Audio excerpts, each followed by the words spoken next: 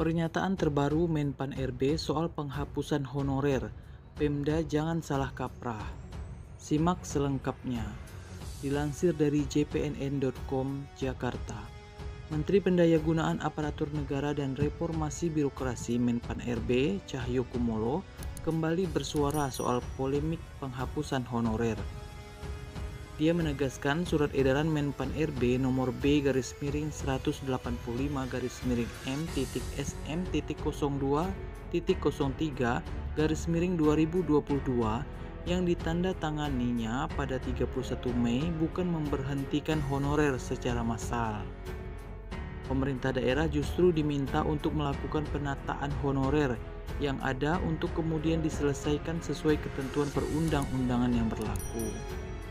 Dalam surat edaran Menpan RB juga disebut, Pemda diarahkan untuk mengalihkan honorer ke CPNS, PPPK, dan outsourcing.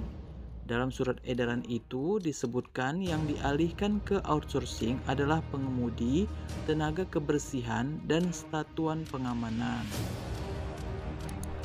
Jadi bukan diberhentikan secara massal, tetapi ditata ulang, kata Menteri Cahyo di Jakarta Selasa kemarin. Lebih lanjut, Menteri Cahyo mengatakan penataan pegawai non-ASN atau honorer pada pemerintah pusat maupun daerah adalah bagian dari langkah strategis untuk membangun SDM ASN yang lebih profesional dan sejahtera serta memperjelas aturan dalam rekrutmen. Sebab tidak jelasnya sistem rekrutmen tenaga honorer berdampak pada pengupahan yang kerap kali di bawah upah minimum regional atau UMR. Menteri Cahyo menyatakan strategi ini adalah amanat Undang-Undang Nomor 5 Tahun 2014 tentang ASN yang disepakati bersama DPR RI. Tenaga honorer sekarang kesejahteraannya jauh di bawah UMR. Pemerintah dan DPR mencari jalan agar kompensasi tenaga honorer bisa setara dengan UMR, jelas Menteri Cahyo.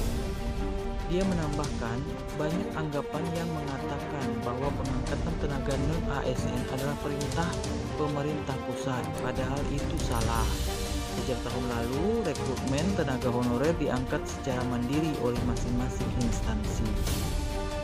Menteri Cahyo mengatakan agar ada standarisasi rekrutmen dan upah. Ini tenaga honorer itu diharapkan bisa ditata. Dengan skema itu, jelas Cahyo, pengangkatan honorer harus sesuai dengan kebutuhan instansi. Untuk mengatur bahwa honorer harus sesuai kebutuhan dan penghasilan layak sesuai UMR, maka model pengangkatannya melalui outsourcing. Pemerintah juga mendorong tenaga honorer K2 atau tenaga non-ASN lain untuk ikut seleksi calon ASN.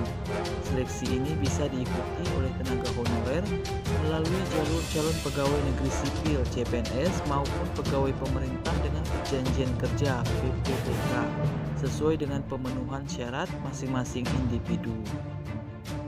Sementara itu, Deputi Bidang SDM Aparatur Kemenpan RB Alek Deni mengatakan, secara kebijakan kesepakatan penanganan tenaga honorer oleh pemerintah diatur dalam PP nomor 48 tahun 2005, Jansto PP nomor 43 tahun 2007 dan terakhir diubah dalam PP nomor 56 tahun 2012 tentang pengangkatan tenaga honorer menjadi CPNS.